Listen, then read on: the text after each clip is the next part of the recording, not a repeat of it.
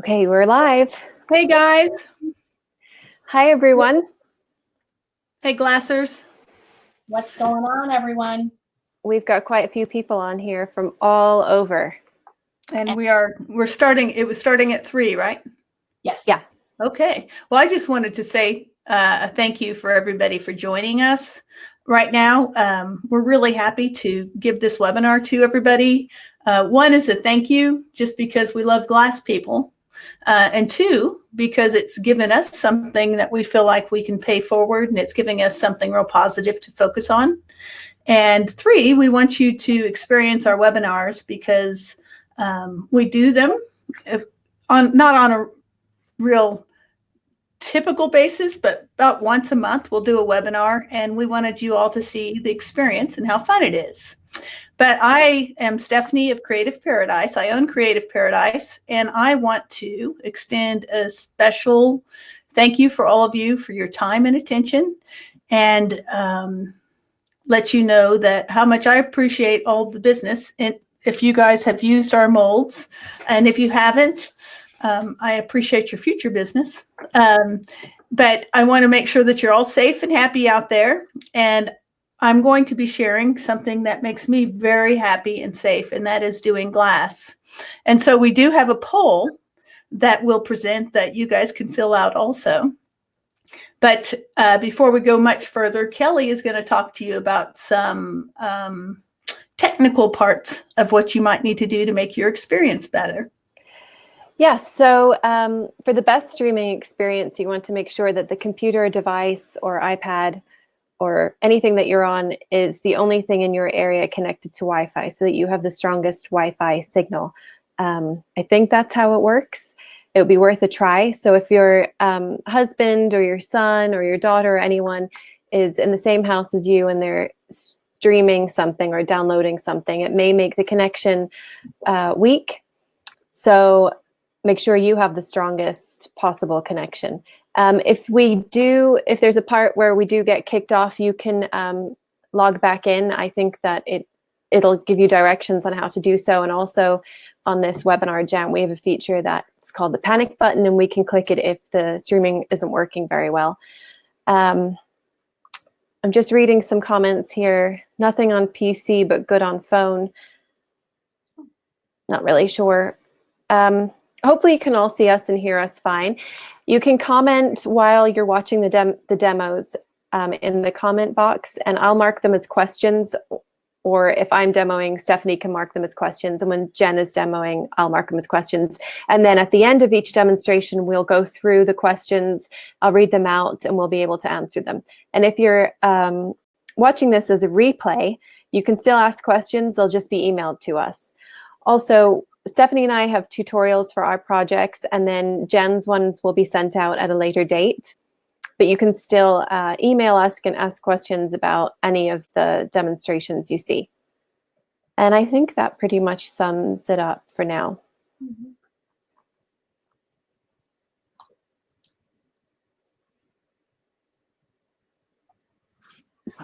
I had my microphone off. Yeah. Sorry about that. I had to go turn this computer off.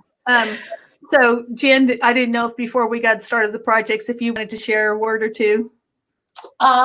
Just want to say thank you to everybody. I know we were all a little bummed out that the Vegas Glass Conference got postponed, but never fear. We're here to encourage you to do glass. I have been in my studio more days in a row now than I have been for years, I feel like.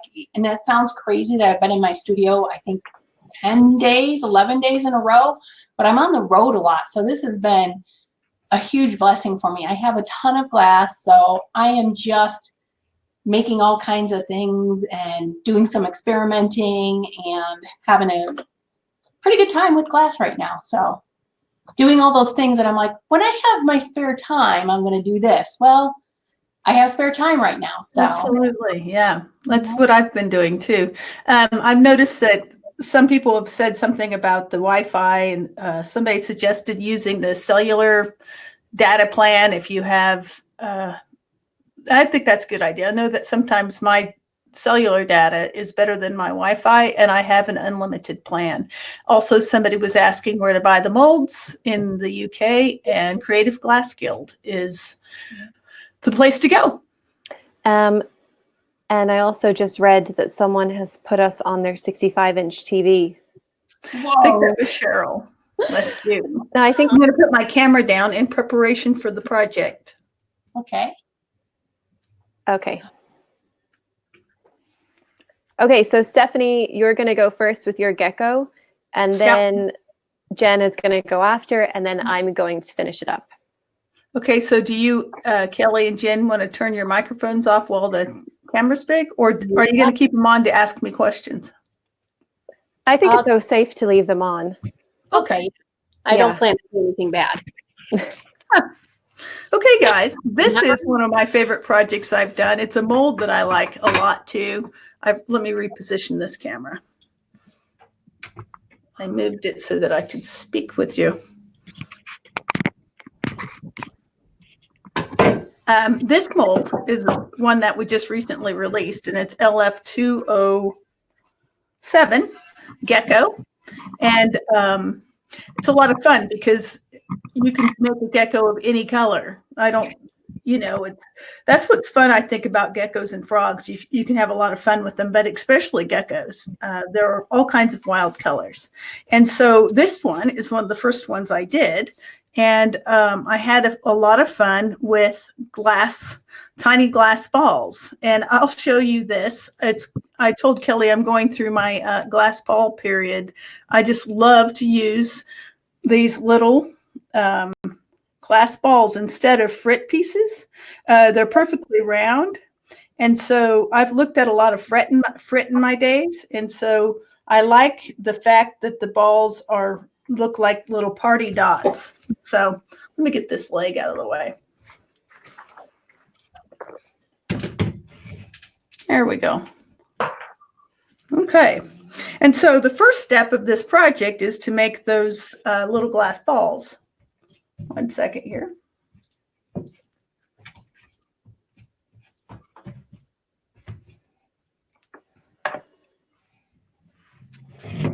Sorry, guys. Camera keeps wanting to follow gravity. So the first thing I'm going to do that is I'm going to use a medium grain frit, and I'm going to disperse it onto either a kiln shelf, over a piece of thin fire paper, of course, or onto a tile, something, and then fire it to a full fuse. I usually do this when I made this gecko, I made more of these. And so I'm doing a full fuse anyway. And so it's pretty easy to make these. So one thing that's very handy is the Patty Gray dam molds work like a charm for this, because I'll show you why. So what I would do is take my medium grain. I've sprayed this with Zip. I could probably use any glass separator, but I've just gotten to the habit of using that. And so I'm going to disperse medium grain. This is black. If you put them too close together, they touch each other and they fuse into kind of weird shapes, not necessarily little round beads. And so I'll put them in like this, and then I will take that to a full fuse. Go in the next day, take a look, and I've got a mold filled with little glass balls. And so you can see why that dam mold works very handy, because if I've got this on a tile and I'm walking to my workstation, the balls are going to slip and slide. And so that is one of my favorite things to do with these dam molds, is use them for this. And so now what I'll do is I will take a funnel and I will siphon them into a little plastic cup. And so I have a variety of different colors here. I've given some suggestions in the tutorial that we're sending you on this project, but really the sky's the limit on the different colors. And I usually use opaque, but you can use transparent. I usually use the opaque because they're small, and I feel like the transparent will get lost if it is backed with the wrong color. Let's see, I'll go over here. There we go. And so they fuse in different sizes. I have noticed that not all medium grain frit's the same. I can look at the jar and tell you that that's going to, for example, this one, it seems like the medium grain, this charcoal, was much smaller than the other. And so it gave me tinier little pieces. So what I'm going to do with those is I'm going to put them to create fun cha-cha dots. This is what, for some reason, I always call projects with a lot of these little party dots in them is cha-cha. And so I've got a cha-cha coaster I'll show you, and a cha-cha frog. Okay, so the first thing I'm going to do is I'm going to treat my mold with a suitable glass separator. I use Zip boron nitrate spray. If that's not available to you, there's a lot of glass separators in the market that might work. Zip is my favorite because those boron nitrate sprays, they are a dry lubricant. And so they just are separating the glass from the mold, but it's not adhering to the mold. So as the glass rolls down, as it melts, the glass separator kind of moves with it. And so you don't end up with these serrated edges and burrs that you get with a clay-based glass separator. And so that's my recommendation on the glass separator for this project. Now the first thing I need to do is I'm going to put some fine clear frit in the base of this gecko. And why I'm doing that is if I just put some of these balls, they will all fall to the lowest part of that mold. And so to avoid that, I'm going to put some of the fine frit. But first, I forgot, I need to fill his eyes with black. And that's because if I put fine frit down there first, it will, I don't want to get any of that fine clear frit down in his eyes. I want his eyes to be black and green. And so you want to, when you're working with powders, you want to use a suitable device to prevent inhaling glass. And so I have a mask that I wear. And this is the mask that's kind of precious right now, but you'll see I've had this one for at least a year. And so you can reuse your own mask. And so you don't have to get a new one every time. And so I'm going to use, this is another tool that I really like. Let me turn it sideways here. This is a line and dot tool. I really like it because you can precisely deliver powdered frit. I'm going to put black in this guy's eye. I wonder if I should bring that camera down a little bit. And so the way I'm going to do that is I'm going to fill it with a little bit of black powdered frit. And then I'm going to have to turn him here so that I can see it. I'm going to put the black just in the pupil area of the eye.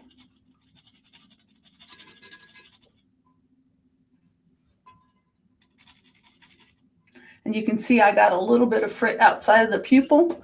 I can handle that a couple of two ways. I can take a brush and just kind of try and sweep it where it belongs. Or I can use a handy dandy earwax vacuum, which is completely useless for sucking anything out of your ears except for maybe frit. But it works great to suck powdered frit out of precise areas where you accidentally get it.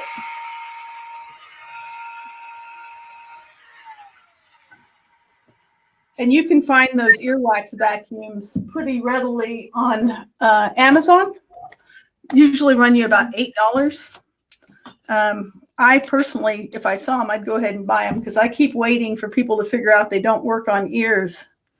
Okay, so now I've loaded lemongrass, which is an opaque bright green, into this powder vibe. Not powder vibe, this line and dot tool. The powder vibe would work also, by the way. And I have filled his eyelids with lemongrass. So I think you can see that. And why I did that is I want his eyelids. I don't want a dot in his eyelids. And so I put an opaque powder down there. Now I'm going to put the fine clear frit in just here and there on the body of this gecko. And what this clear frit's going to do is it's going to hold the little dots in place. Otherwise, they'll just all be right here.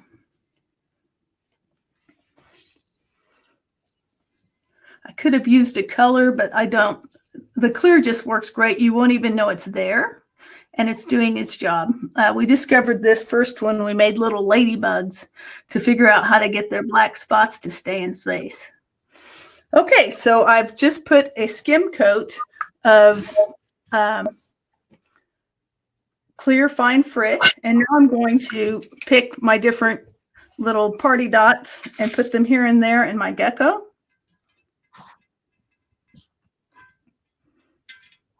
And I do not have any particular recipe. I've never made two exactly the same. The colors I suggested in the paperwork that you're going to get is the colors you'll see on your sample. I have an idea of what I want to do is I want to make a whole bunch of real tiny and then progressively larger dots and fill a frit casting going from dark to lighter and lighter, but I haven't gotten to that yet. Okay, so I just put some orange and some hydrangea, and now I'm adding some red opal.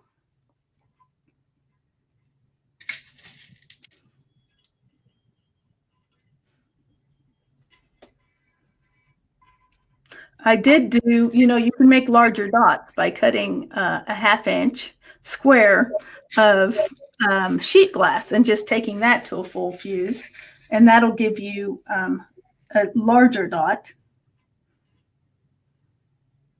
I'm putting black, tiny, tiny little black dots. Ooh.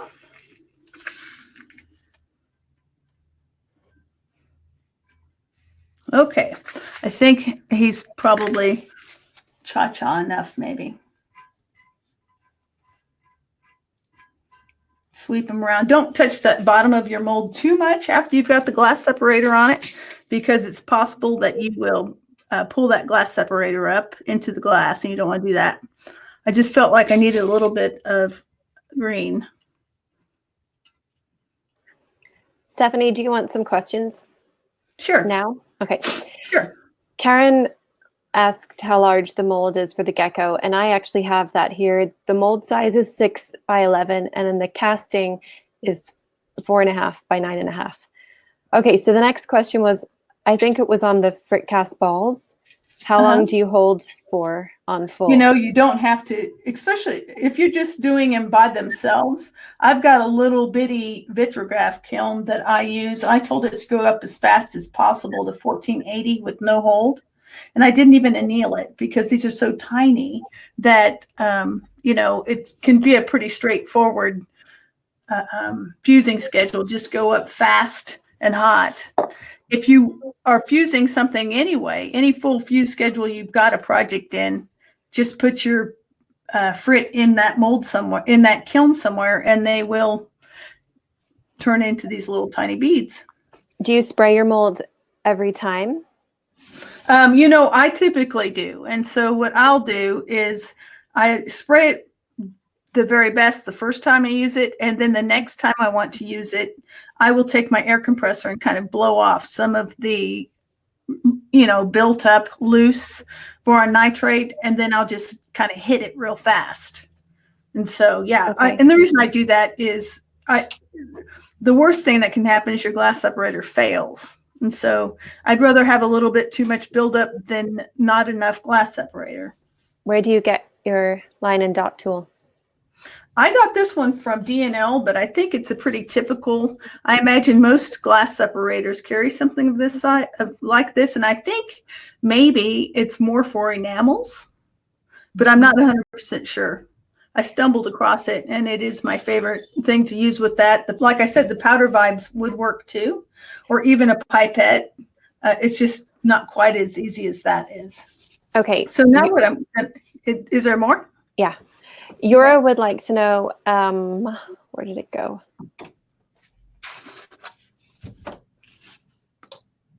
Well, I can't find it now. She wanted to know something about Oh, when I cast. Oh, okay. Oh, Never mind. Okay. when I cast using a ratio of clear and color, I often get a cloudy result. Any tips?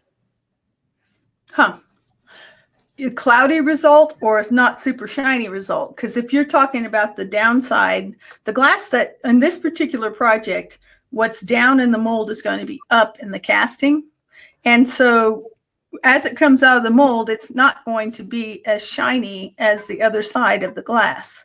And so it's got some shine to it, but not like this side does. And so there's ways that you can get around that. But honestly, I kind of like it to be just a little bit matte myself. I'm not sure if that's exactly what she was talking about, or she's talking about using clear and a color. I'm not sure. Maybe she can clarify on that.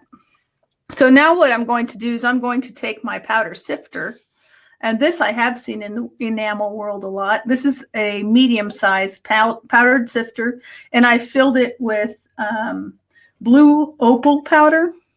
I'm sorry, cobalt blue opal powder. And I'm just going to rub along the textured handle here, and I'm going to use kind of fill the bottom of the tail, the feet,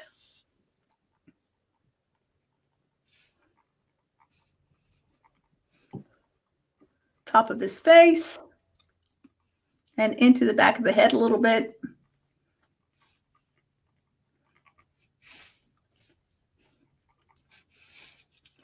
Again, there's no right or wrong way. You may like more blue, you might like less blue, or no blue. It's your gecko. So the next thing I'm going to use is I'm going to use moss green, which is a transparent.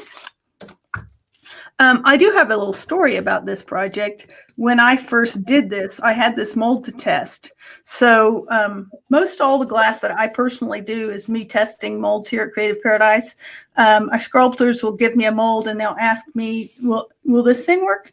And so then I have to go test it and make sure it works and make sure that it's works in a way that is user-friendly.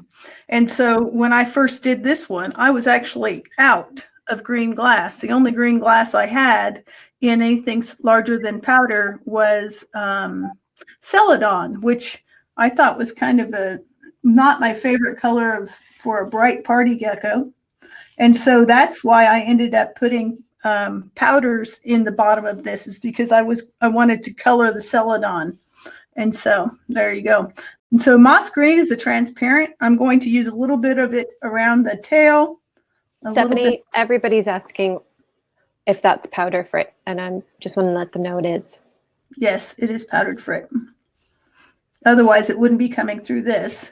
And I prefer almost everything I do in frit casting starts with powder and then goes to fine and then goes to medium. It's just, I find that you can catch the details with powder better. And then I also think that if you use medium grain frit in this, just from beginning to end, you will see the individual grains, which that just doesn't, I don't like that look on most things. Sometimes I've done it and liked it. But so now what I've done is I've put lemongrass, which is an opal.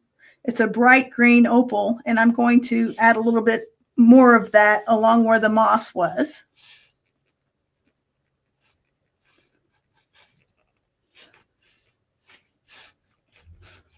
And it doesn't take much. And now I'm going to use some teal. And I think I probably should move to a smaller sifter, but we're going to try it with this. I just basically want to put some of the teal down the back of the gecko.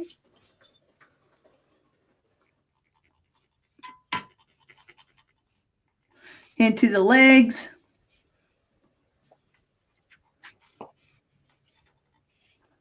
And this is totally subjective. This recipe I'm giving you is simply the way I did this gecko. And so I'm hoping it shows you that you can blend your colors back and forth. Most of the powder I used was transparent, but I did use some opaque lemongrass. Now what I'm going to do is I'm going to begin filling this mold with larger frit. And so I have some little bit of fine lemongrass. Anywhere that I want that to be really super bright, I'm going to go ahead and back with some fine. And then I'm going to put some cloud in the center here. You can see how this area of the gecko is quite a bit lighter. That's because I have celadon all over, except I put cloud down first in this area. And that was totally just subjective artistic preference of mine. As a matter of fact, when I did it, Kelly, you told me you didn't like it, remember? Yeah. So we're getting a lot of questions here, so I'm just going to ask some of them. People are asking where you buy the glass separator, and I replied, wherever you buy your glass, they should have it. Glass, yeah. Gina would like to know if there's a way to make the video image full screen. It's full screen for me right now, so I don't really know what your screen looks like. I think maybe she wants me to bring the camera closer. Oh. Well. Which I think actually you had it closer and I moved it because I thought it was too close. Well, she asks about hiding the comments. So I don't know what her screen looks like. And then Yura got back to you about the cloudiness. She said, using a 50-50 ratio of clear frit to color when casting, the mix ended up cloudy versus a lighter version of the color, maybe air bubbles, how to fix. Yeah, that could be. I don't, it also would be because you've got your, you've got less glass pigment in there if you're mixing it with clear. You know, doesn't that make sense? That this by itself would be brighter than lemongrass mixed with clear? People are not happy with you changing the light.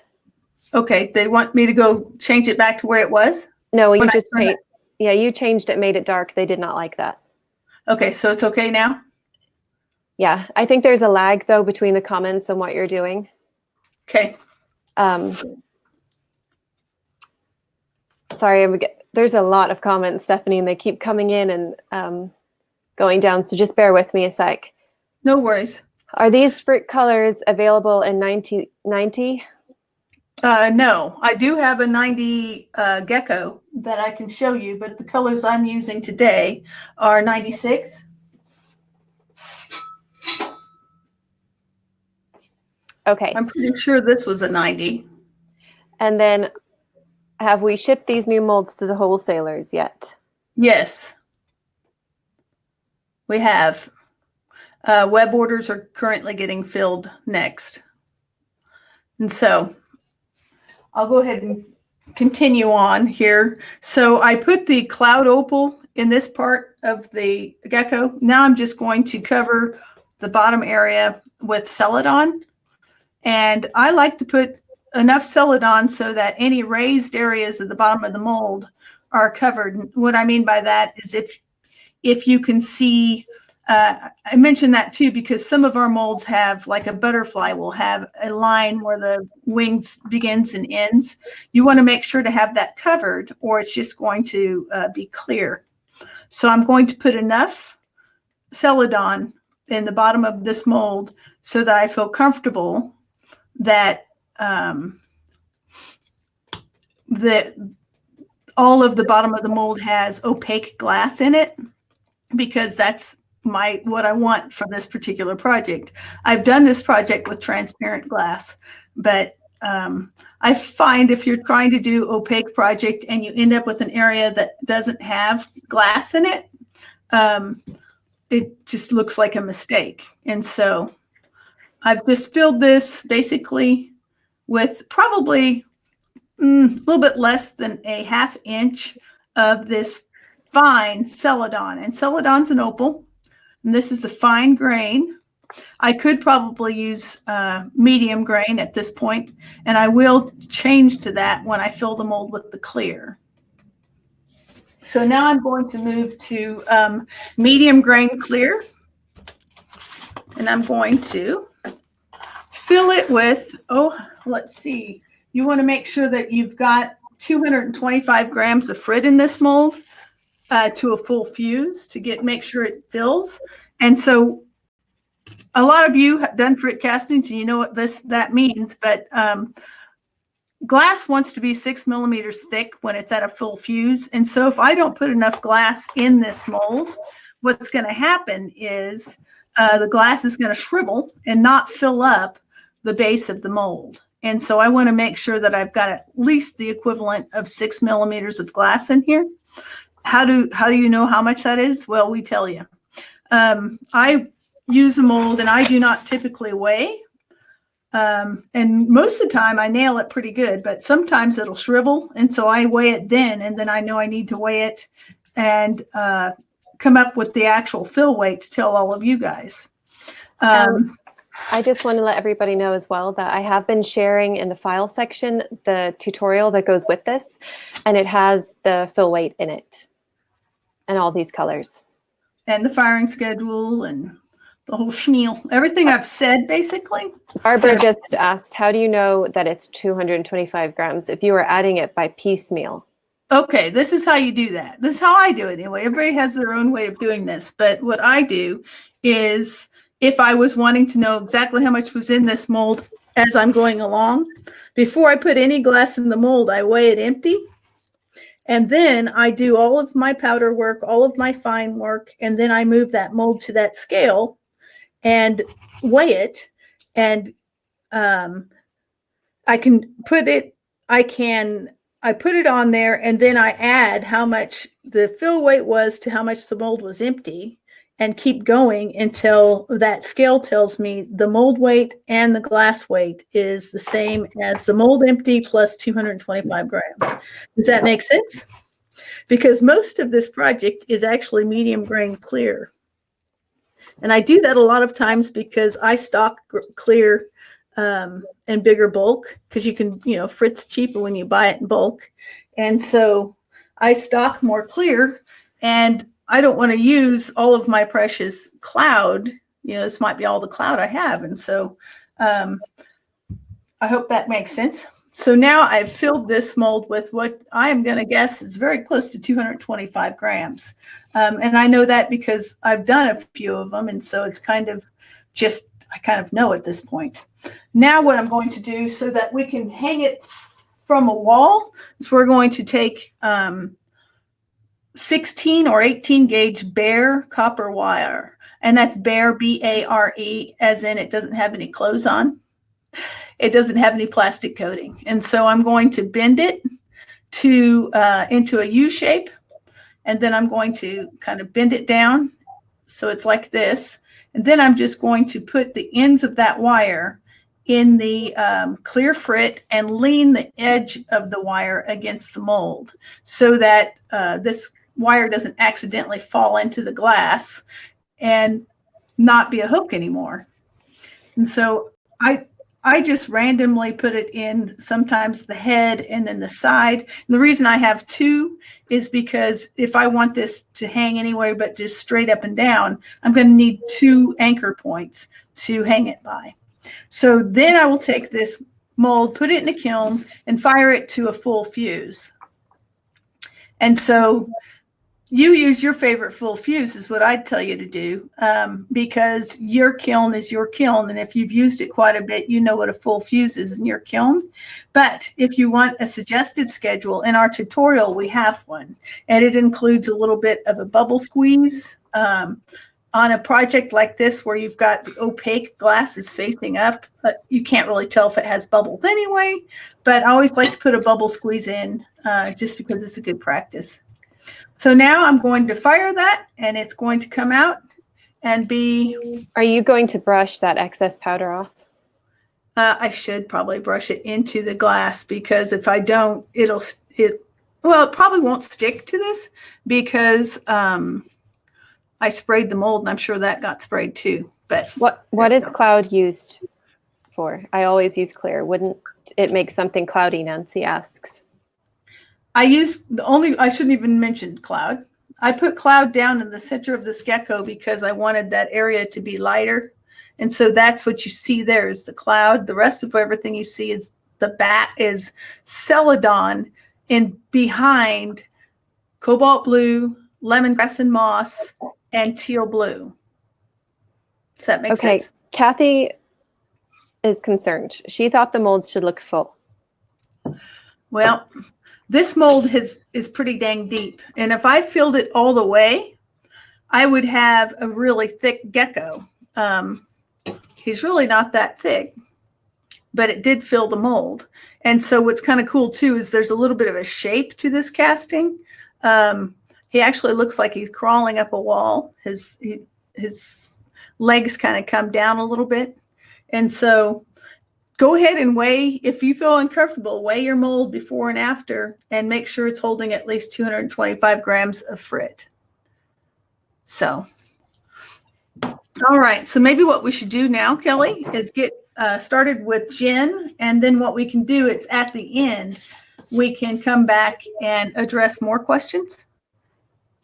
Okay. Okay, you know what? I think that we've addressed all your questions. Okay, cool. But if someone has a question, put Stephanie's name at the start of your question. And we'll do after. And now we're going to make the screen big for Jen. Hey, everyone. So real quick, if you don't know my work, I tend to work geometrically, sort of known for doing a lot on the Morton system. And recently decided that I need to branch out and do some things a little more organic. And I previously was a faux finish painter for many years here in Tucson. And I started going back to some of the things that I did in faux finishing and wondering how I could translate them into glass. So one of the things I did in faux finishing was called Venetian plaster. And I would use trowels such as this. They're made of stainless steel. And I would trowel plaster onto walls in a very thin manner, kind of looks marbly. And it's really pretty. So I decided I would use my trowels and trowel some glass onto glass. So that's how I came up with this little technique here. And you can see a couple of samples that I have here on my workspace. Obviously the sample that we showed for the webinar. And here's a few other pieces that I've done. Great little bottle coaster. You can see it works in different colors. It's getting a little bit of a glare, but I like to do this technique in particular on clear glass, and I will be starting on a large round. So the first thing I'm going to do is actually demo circle cutting really quickly because that seems to be a question that I get all the time. So this one's going out to Deb in Bedford, Pennsylvania. She requested this. So you can see I have an X on my glass to mark the approximate center of it. I'm going to go ahead and I'm going to stick my circle cutter down and I'm going to lock it into place. And this is a nice solid brass cutter and the suction on this is just fantastic. Like, that glass is not coming off. The next thing I'm going to do is not apply any pressure, but I'm going to do a circle all the way around my glass just to make sure there's nothing in the way that's going to stop my circle cutter. Because once I start cutting or scoring my circle, I want to make sure I do this in one fell swoop. So there is already oil in my cutter. So I'm going to go ahead and press down and just do one fell swoop all the way around, trying to meet up with the previous line, trying not to overlap. I don't know if you heard that little crunch. I overlapped a little bit. It's not great for your cutter. The last thing I like to get into the habit of doing before I take my circle cutter off, there's some little demarcation lines in the brass. And I'm going to, generally I would, look directly down over this. I'm going to mark those demarcation lines onto my piece of glass before I remove my circle cutter. And the reason I like to do that is because for design purposes, if I need to find the exact center of my circle, I can now join those right across and boom, there's the exact center of my circle. Now for this technique, we don't need the exact center of the circle, but for the next step, what I'm going to do, I like to do this for beginners. I just wrote score on my glass, so I know which side of the glass is scored, because sometimes you start flipping this over and you get a little bit confused as to which side is scored. So I am now flipping it over, and I'm going to start to break out my circle. Now, you probably can't see it right now, or maybe you can just a little bit, very faintly. I can see it here, is the score line for my circle. I'm going to put my thumb right over that, and I'm going to apply some pressure, and you can see that it's starting to run my score line. I'm going to do all 4 corners really quickly.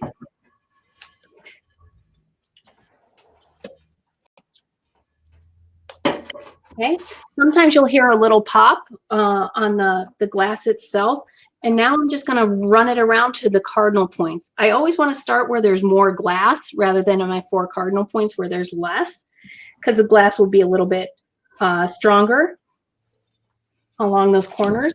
Move this over so it's completely on my, and you really need to have something underneath when you're running your score line. You can see I have just 2 layers of this cushion grip. You can use an old towel, anything that will allow some give to the glass. Okay. The last thing I'm going to do is now I'm going to turn this on edge, and I'm going to make sure that my score line is run all the way around, and I can see I have a little area here where it's missing, so I'm going to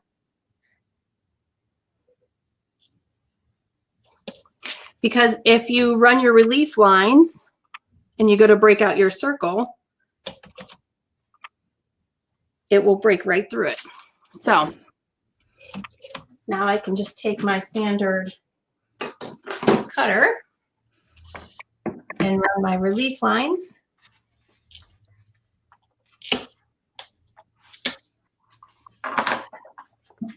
And flip it back over onto the unscored side.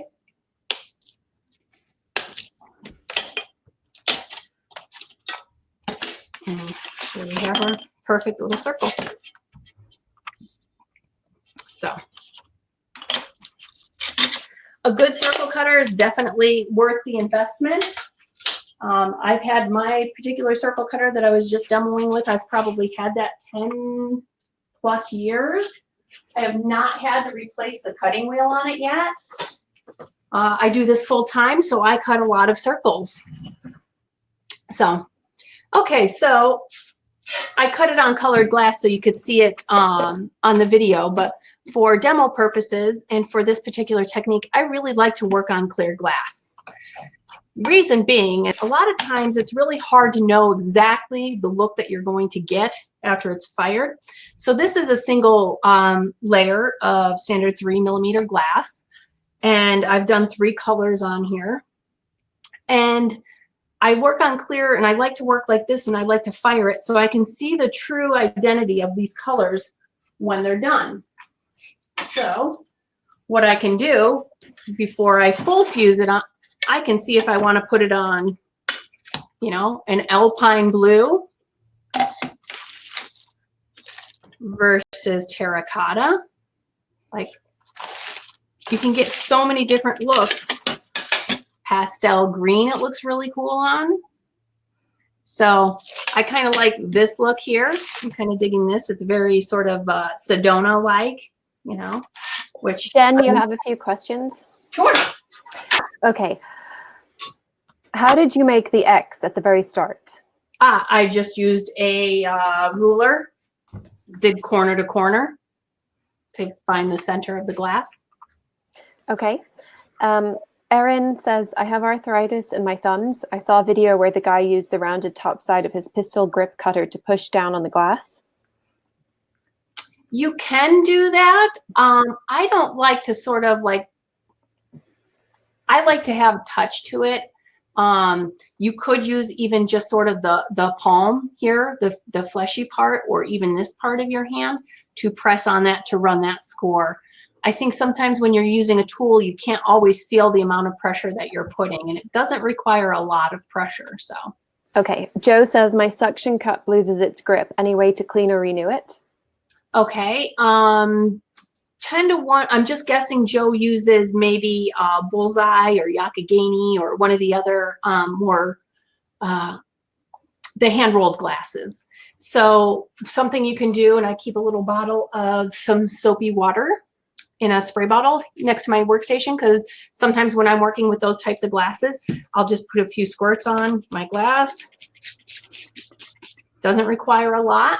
And then I'll put my suction cup down on that. The soapy water tends to sort of seal up that suction cup on the glass that's a little more textured. Okay, and a lot of people are asking what brand circle cutter you use. I'm a Toyo girl.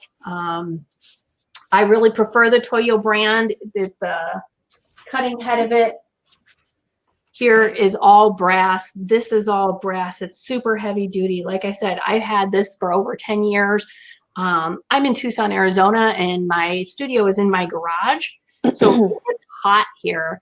And anything made of rubber and plastic over time with heat tends to deteriorate, crack, things like that. This has never been replaced. This is still in just solid shape. I don't have to worry about any of the parts or pieces breaking or, crumbling or any of that. I also like the Toyo circle cutter, this is going to seem really silly to say, but you can go either way with the circle cutter. You can cut clockwise or counterclockwise with it. And the nice thing about that is that it will work either way. Some circle cutters out there you can only use in one direction. And if you continue to use them in the wrong direction, they eventually will unscrew themselves and come apart.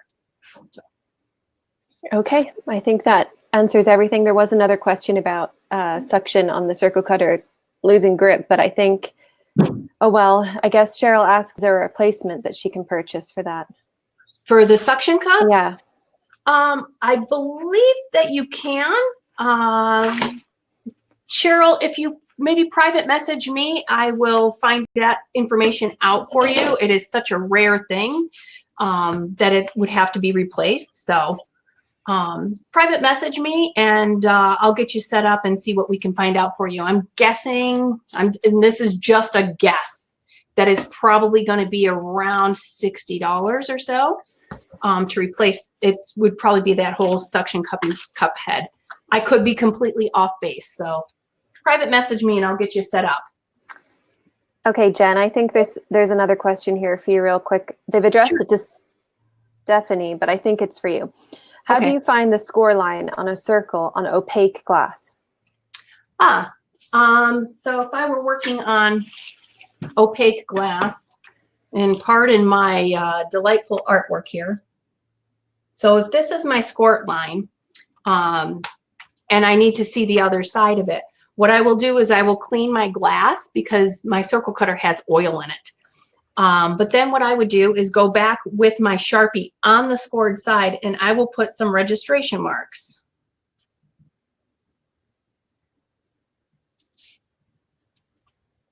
Kind of like that, so I can see where my score line is. And I'm going to grab a flashlight so I can show you. So then I will hold it up to some light, and I don't know if that's not really, you can kind of see the score line there. So I'll hold it up to light and then I will take my marker again and I will mark my registration line on the side that I need to press on. That's genius. Well, I thought your little putting clear frit down in the bottom of your Gecko to hold your dots in place was genius. Like, there we go. So now I'm on the unscored side of my glass and I know exactly where to put the pressure. You will actually see the score line. When it starts to run, you're going to see it telegraph through to the unrun side. So the only color this doesn't work on is black. So for that, I kind of just rely on some measuring from the corners and such. Once you get your 4 corners, it's pretty easy to just walk that score line all the way around. Yeah, I see Vicki says a light box would work perfectly. Absolutely. Okay, so I have my circle of glass here, and I'm going to get ready to mix up some powders. So I'm going to put on my mask. I'm definitely into the safety thing. Okay, so Now, if you really wanted to, you can go out and you can find Venetian plaster trowels such as these. Really not necessary whatsoever. These trowels are really used, these bigger ones are used to do large wall surfaces. You know, we're talking walls that are 12, 14 feet high by anywhere from 10 to 20 feet long. So you don't really need a really large trowel. I generally will use two different sizes of trowels. This one here is a 4-inch and this one here is a 2-inch. I kind of like the 4-inch, and I generally don't hold it by the handle. Again, this is just coming back from my faux finishing days. The way that we hold a trowel is kind of like this.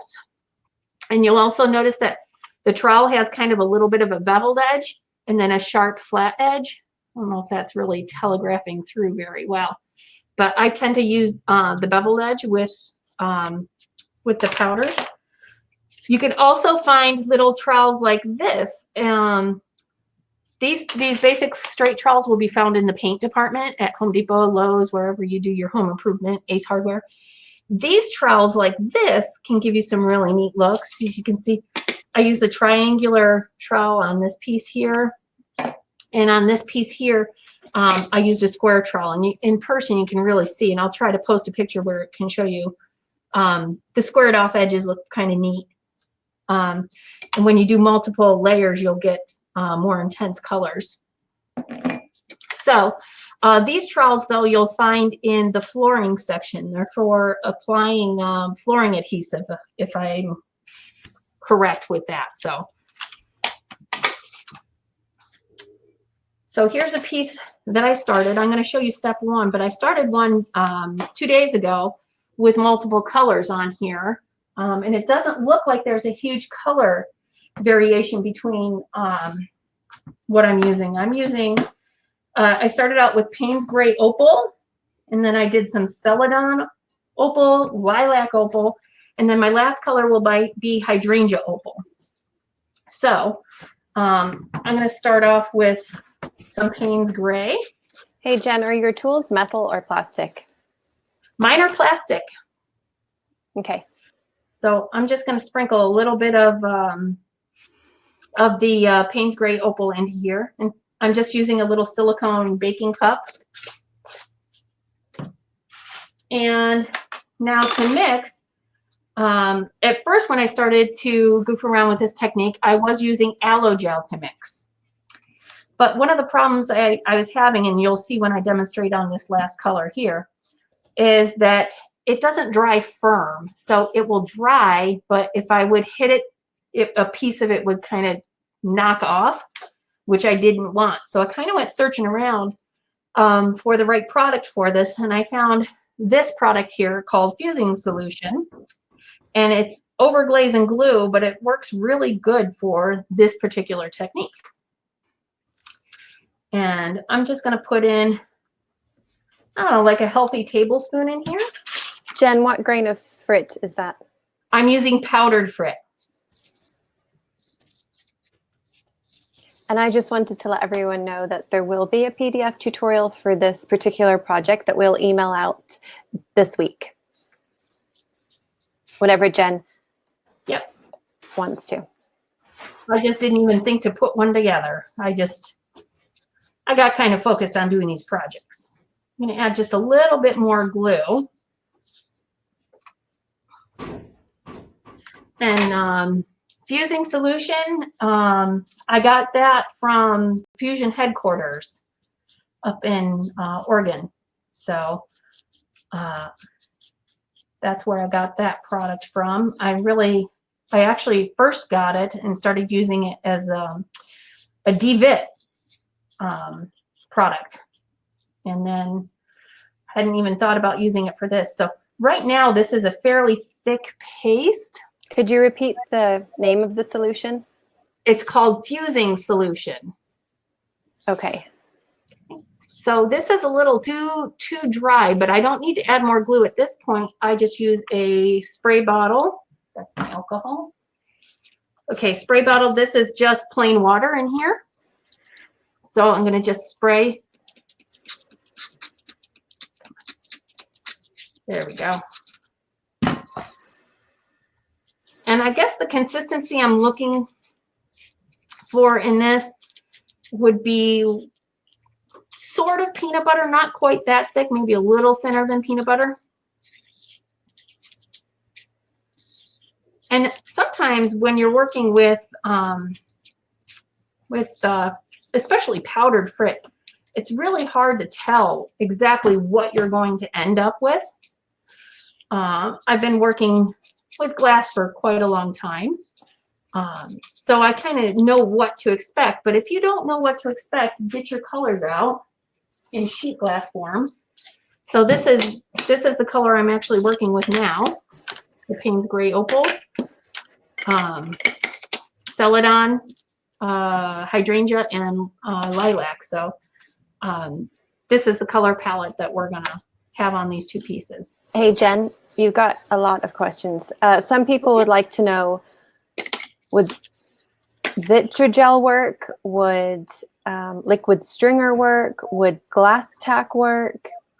Okay, I think I'm guessing liquid stringer would work. I think this is just one of those you'll have to experiment a little bit. I think anything in the glue realm will work because basically what we want to be able to do is after I put one layer on, I set it aside and I let it dry. It doesn't take very long, again, depending on where you live. I was working on this sample 2 days ago. I put a coat on, I set it outside to dry, and probably within an hour I could come back and it was rock solid. Thing is like right now, I can't really get this off of here at all. I'd have to work hard. So when you're doing your additional coats onto here, you're not scraping it off. That's the key to this technique, is not moving your prior coats once you're going. So I'm going to go ahead and just kind of blob some of this on. And the name of the game, purposeful randomness.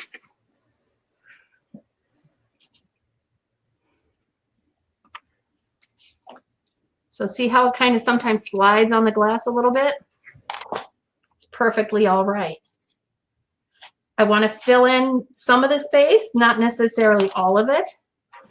How much negative space you have at the end is completely up to you. I'm going to actually hold this up a little bit because I like to be able to come to the end of the glass.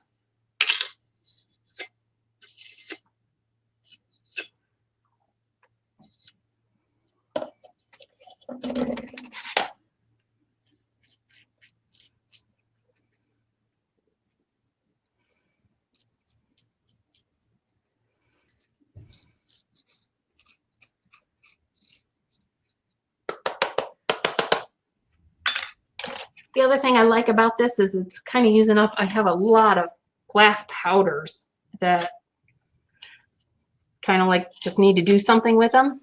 This was a great way to use some of those powders up. Okay. Have you ever tried it with fine frit? I have not tried it with fine frit. I think you could absolutely do this with fine frit though. It's going to have a little bit of a different look, but I don't see why. I think medium obviously would be too much, too big. So I'm going to set this piece aside now to dry. Like I said, it's nice and bright and sunny here. So in about an hour or so, I'll be able to come back. So here is the sample that I had already started on. You've got a question from Emily. She wants to know, why don't you put the powder with glue onto the glass first instead of on the palette knife? Just that's the way I always learned how to do Venetian plaster. We always put the product onto the palette knife and applied it to the wall. So it's just my second nature to do it that way. You can absolutely try it. Somebody wants to know what the glass media is and the size of the frit. Size of the frit is powdered. And the medium is called Fusing Solutions. Okay. Overglazed glue, Fusion headquarters out of Newburgh, Oregon. Tell Gil I say hello. He's a really good guy. He was one of my mentors in the glass world. So I mixed up quite a bit of this color, which is absolutely fine because I'm going to need it for my other piece. what I will do, because I won't be ready for this color for a little while with my bigger piece, is I will put this into a Ziploc bag if there's any left, and just let it sit for a little while I wait for the previous color on that other to. I won't try to keep this for a couple of days. I think you could probably keep it overnight, but I wouldn't try to keep it much longer than that. Again, in Arizona, I'm always fighting against the dry, hot weather. So I'm working on a smaller piece, so I'm going to go ahead and I'm going to use my smaller tool here. And again, I want to make sure I'm leaving some negative space, and I want to overlap the other colors a bit, you know. And wherever this is a little bit thinner, it will appear a little more transparent. So even though I'm using all opals today, doesn't really mean that they will be super opaque. What is the name of the spoon tool you were using? Does it have a spatula on the end? It does have a spatula on the end. I got these on Amazon. And I believe they were in pharmaceutical supplies, if I remember. So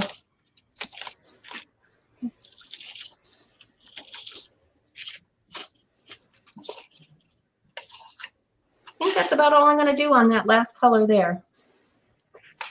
So this could go directly into the kiln right now. I usually, will let my pieces sit out to dry. You're going to put this into a kiln, and you're going to take this up to about 1325 degrees.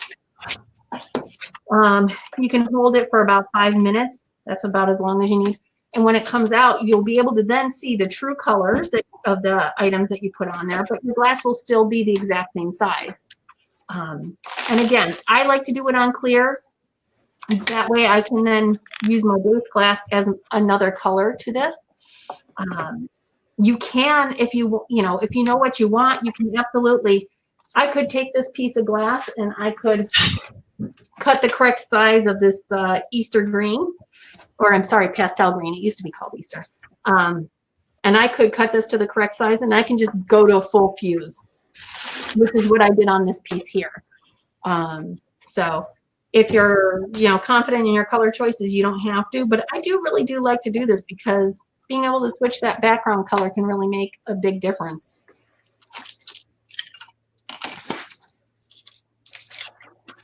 Any other questions? What was the name of the guy or company in Oregon? The name of the company is Fusion Headquarters. And the guy up there, his name is Gil Reynolds. Okay. Phyllis is sorry she's late. Powder and what? Powder and fusing solution. Okay. Jane says 1325 even for bullseye glass. 1325. I would probably adjust that maybe just a little bit by maybe 10 degrees or so, but 1325. You can even go as low as 1300 on oceanside glass. So 1325 should be absolutely fine for bullseye also. Okay, Teresa would like to know what was the second color used. I think I missed that. The second color on this particular sample, I used Payne's Gray Opal, Celadon Opal, Lilac Opal, and Hydrangea Opal. Okay, Ellen says make sure the colors do not react with one another. Correct. Okay, Pam says, do you fire with the texture up or down on second firing? I tend to always fire with the texture side up, because if you could feel this definitely has texture to it. So if I were to flip this over and fire it, I'm going to trap air in there. The other thing is, and I don't think this is really going to, show super well, the depth that you get by having that color on top and then the clear between your base color and your top color, it just really kind of makes everything sort of float on the surface and really gives it a lot of depth, and looks really neat. On the sample piece, also, if you look really carefully, I threw in some Millefiori for some added visual interest. I don't know if you can see all the little Millefiori pieces all around. It's beautiful. Kelly Kelly Bates asking if they're getting a tutorial on this, and they will, won't they? They wrote what? Are they getting a tutorial on your project? Yes, we will have a tutorial. I didn't think to even write one up, and Kelly mentioned it about an hour ago, and I said, Yeah, no problem. We can email everybody. And were you asked if your project is food safe? as long as you're using colors that are considered food safe and products, yeah, everything that I'm using here is food safe, 100%, because it's all, glass. And then somebody's asking if you can use aloe instead of the other solution. You can, but what I found when I used aloe is that when I would, even letting it dry fully, when I would go to add additional layers, such as this last layer that I just added here, it would sometimes pull that off really, really easily. So I don't recommend aloe, but in a pinch, you can use it that way. You just have to be really delicate. Glenn Bindley is asking how you determine the amount of overlap for slumping a bowl, I think. The amount of overlap on a mold? I think that's what they're talking about. It's how much glass to hang over the edge of the mold. So this is 134, which is one of your molds, Stephanie. And yeah, right. And this is about 12 3/4. And this bowl here, I did cut to right at 12 3/4. So this covered the entire flat edge of this mold before I slumped it. And naturally, just sinking down, it pulls it down off of that so you don't get that flat edge there. If you wanted to, a person could probably put I think I have used a 13-inch circle on that before. And because there's such it's a deep drop, the glass sucks in, but it's going to depend on the mold. If you've got a flat mold that doesn't have much drop, you don't want to hang much over the edge. Right. Okay, let's see. People are asking if they can access the video later, and absolutely you can. I assume that we'll probably email you a link. We will upload it to YouTube, I think is the way we're doing it, but I'll let Kelly address that at the end.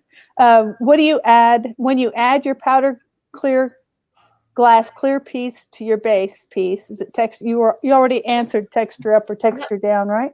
Yes, I did. Texture up. Somebody else I see asked, is the fusing solution food safe? It absolutely is. As a matter of fact, it burns out in the kiln. It's basically a binder, and just like any other glass, it burns out. Generally, I believe as low as like 700 or 800 degrees, these tend to burn out. Okay, and you see that top one by Kathy Cleary?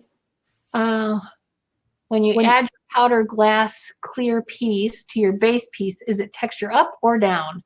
It is texture up. And you can see that I cut my base piece a little bit larger than my color piece. You don't have to do that. I just kind of like that it sometimes gives it a little bit of a, I like that. That's very cool. I'm going to have to go do this project, right? I hope so. Okay, guys, I think Kelly is all setting up for her project. And so I'm going to make her the primary photo.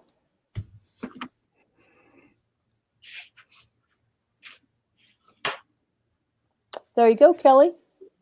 Let me take off. Okay, can you hear me? Yep. Okay, great.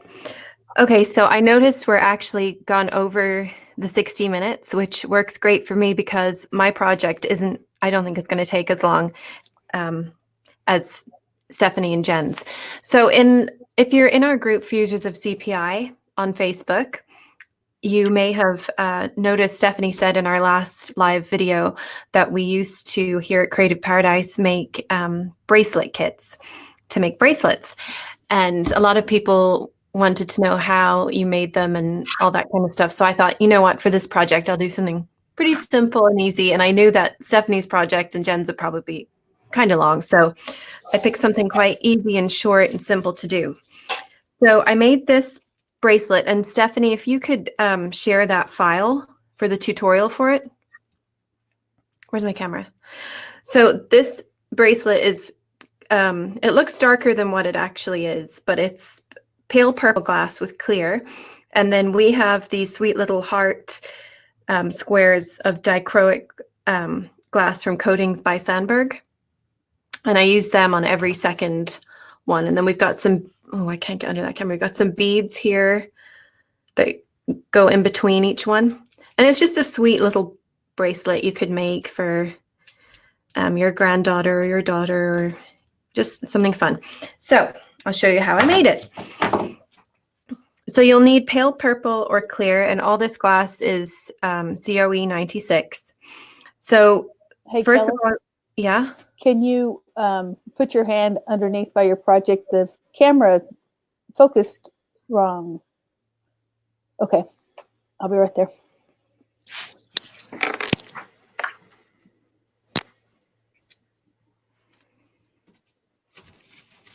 It focused wrong?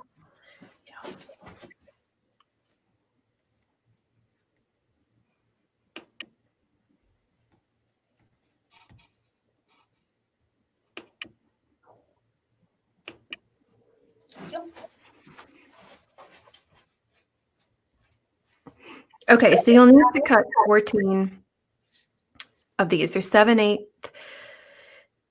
inches tall by 3/4 inches wide of pale purple. 7 will be on top, and then 7 will be the base. And there's a diagram on how to put these together in the PDF tutorial. Then you will need to cut the bridge pieces. You'll need to cut 14 of these. These are 7/8 of an inch tall. They need to be the same as tall as the purple, and they're 1/4 inch wide. And then you will need to cut 7 1/4 inch long by 1/4 inch wide of 1/8 inch fiber paper.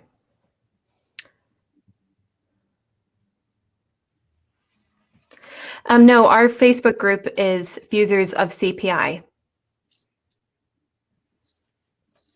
Okay, so how you put it together is, there's your base. And then you're going to put 2 of the bridges of clear glass on either side, and you can line them up. A good tip is to put some super glue down on your glass first and stick your glass on top of that. That way it won't move when you go to the kiln. Or you can just wing it like I did, but I don't recommend it because it will move. Then you want to put your fiber paper in the middle, because you don't want your glass to fuse into each other. You want to leave space for your threading, I think it's called, or whatever you're going to put in between there, your string. And then you're going to place your pale purple on top. Somebody's asking if you could use noodles as bridges, and you probably could. The only thing you need to be careful of is if you make your hole too small, you have to have something. It probably would work, but you just don't want your hole to be so small that you can't find any kind of stretchy cord or anything to go in the hole that will be created with the fiber paper. But I guess the fiber, never mind. Go ahead. So then I've got my little love heart here, and I'm going to place that on top of that. Make sure they're all lined up. This is where gluing them comes in handy. These have been pre-glued. Line them up on a tile.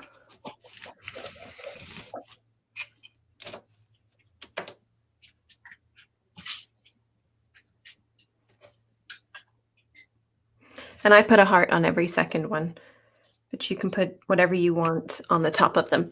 And then you put it in the kiln, and it's just going to a contour fuse. So there's 2 segments. It's going 350 to 1430, hold for 10. And then the second segment is as fast as possible to 950, and then hold for 60. And that will be in the PDF as well. And then another cool thing is for a bracelet. Stephanie is, as she said before, going through her ball phase.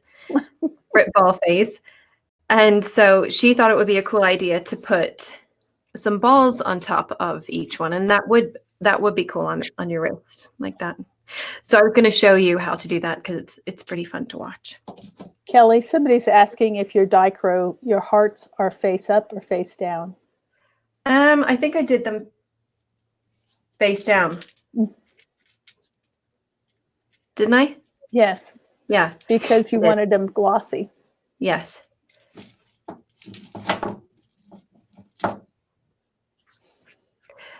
So there are some, you don't really want to use that much super glue.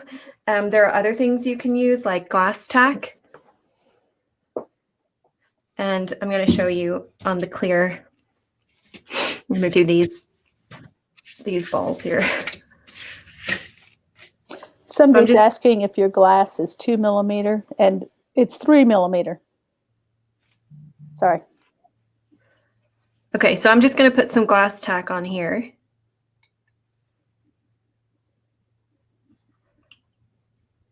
And then I'll show you how to put the bracelet together. Okay, so it seems my glass tack has actually dried up a little bit. Oh, here it is. Okay.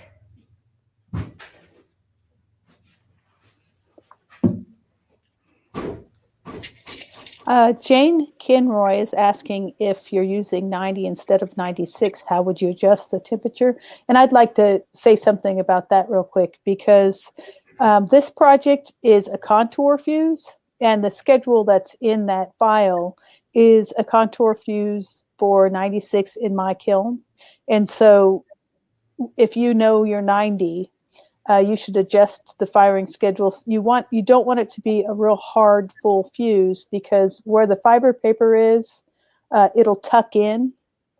And so I hope I answered that question. Okay, I'm going to show you how fun it is to do the dots. So you all know by now how to make these dots, which are super fun. So wherever they land, could be anywhere, is how they're going to look. And again, this is just a really super fun project, and who doesn't want to make their own bracelet? And they stick on there quite nicely with that glass tack, and then that fires away. We're having a lot of questions about the glue, and I don't recommend much super glue in a kiln. Kathy, you're right. If I ever use it at all, I'll use a toothpick and apply it with a dot. And the clear Elmer's glue works. I do not like the white, because sometimes you can get too much of it and it'll leave an organic black spot. So I recommend the clear Elmer's glue, the blue one or the clear. And then you had questions. Could you use punch outs of dichro slide? You sure could. That's a good idea. Aaron Conrad suggested that. And somebody's asking you to try on the bracelet, and I think I have to come clean, Kelly. Well, let's just see after what happens, okay? Yeah. Okay, so once you've fused your bracelet, you're gonna need to take the fiber paper out, and you can do this a couple of ways. I was able to just pull it out clean, but you may need to use a toothpick and then clean out the empty channels with water. See, because it will look like that. The fiber paper may leave some residue, it may not. And then you're going to string your string through it. I found this in Stephanie's glass room. It's called Stretch Magic, and I think she said it may be 50 years old. And so it doesn't really have much stretch. Like, for example, it just broke. And that's what I used for this to string it together. Kelly told me she wanted to do this project. I think it was Friday, and we put it together, and I noticed I had that stretchy elastic stuff, but literally I bet it's 20 years old. And so it does seem to have a shelf life of probably 10 years. And so I don't think she could actually get it to stretch around her wrist without it kind of breaking at this point. Yeah, and you don't need to use stretchy cord. There's lots of other materials available that you could use. But it's handy to have because it allows as my PDF says, latitude in sizing. I strung a bead between each glass piece on the stretchy cord. Be sure to stretch it before attempting to tie a knot, because after tying the knot in the stretchy cord, put a dot of glue on the knot. Okay, I think I covered that part. Oh, okay. Yeah, this isn't... Karen Varela is asking for the name of the dichro hearts, and I just wanted to say that those were coatings by Sandberg, and he was nice enough to supply those to us, and I need to send them. Maybe when we send Jen's tutorial, we can send them the specific name of that. They just come on these little squares with the heart on it, and it's super cute. Okay, here's the bracelet on. You did it. Oh, cool. It's a bit loose on my but I could have it up like that, but it's cute. Can you see that? Did you use regular scissors to cut the fiber paper? No, I used, I put it on the Morton system, and I measured it out that way and used a glass cutter. On the fiber paper? Yeah. I'll be darned. When I do it, I use scissors, but that's interesting. Okay. Yes, Nancy, I painted over my nails. I had French nails the other day, but I painted over them. All right, we're having some comments. Let me scroll back. There was a couple of things. I just want to make sure. The Facebook group that Kelly mentioned is the group that's for Creative Paradise projects. It's the one that Kelly admins, and we post a lot of new projects and a lot of things in Fusers of CPI. Somebody else mentioned Fuse Glass Fanatics, and that's a great group too. And that is where some of you probably saw this webinar. And if you're on Fuse Glass Fanatics but not on Fusers of CPI, we encourage you to join Fusers of CPI also. It is Creative Paradise oriented, but to us, that's not a bad thing. And so I'm trying to see, I have Fusing Solution Overglaze, Jen. Isn't Fusing Solution Overglaze glue the same thing as the Fusing Solution? Yeah, it actually technically on the bottle, it says Fusing Solution Overglaze Glue. Okay, so it's the same thing. Cool. Yeah. All right, let's see if we've got any other questions that we didn't. A bead reamer would help to clear out those holes. You're right on that one, Thomas. And then I think that we've pretty much gotten all of the other ones. Do you want to make yourself big and then I'll come in there? Yeah. If I can remember how.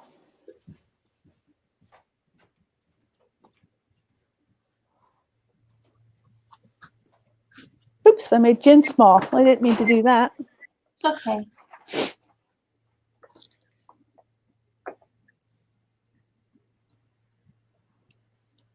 You know what? I can turn that one off. Okay. So I see somebody took, there's a challenge on how many creative projects you can make. That's cool. Shelly Olson said, I joined a challenge that was to see how many progress projects can be completed during our social distancing. That's awesome. I'm glad that we could help. And that's a good idea. I know I'm going to take the kiln home and some glass and have some fun with Jen's thing. That's what I'm going to do. I plan And maybe some balls. I couldn't figure out. Yeah. Okay. So Jen, somebody did ask about the Morton thing, and Jen is going to offer another Morton webinar with us. We haven't put the date yet.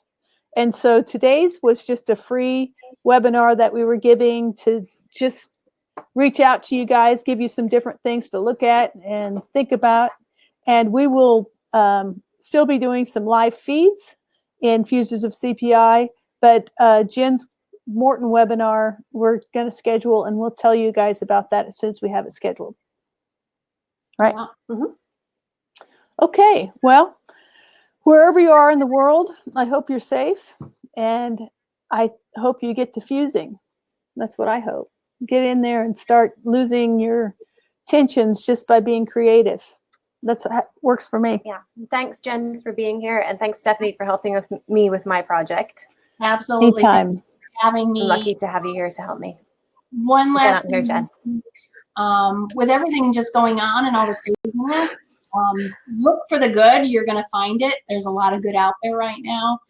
But I want to remind everybody that life can change in the blink of an eye. And I lost a glass friend a couple days ago, and very unexpected. Sorry. So tell those that you love them, that they matter to you, because you might not ever get another chance. Strangely enough, I needed his advice yesterday with a kiln problem that I had, and it's just very serendipitous that something bizarre came up and I needed him, and it was literally the day after I found out. So tell people you love them, take care of each other, be good to each other, be kind to each other. Yeah, for sure. For sure. It is a good time to remember that, and to think about what your priorities are. It's kind of silly how wackadoodle our priorities can be sometimes. Absolutely. So yeah. All right, guys. I think we've got all the questions, didn't we? And I'm sorry for your loss, Jen. Yeah. Thank you. Hugs from all of us. All right, guys. And some of you asked if you can see this later. Yes, you can. Are you going to put it on YouTube? Yeah, I can upload it to YouTube. Mm-hmm. Okay. And then we'll send a link. Yes, okay. We'll send a link out and the tutorials for it and everything. Sounds good. Thank you, everybody. Okay, thanks, everyone. Diane Miller.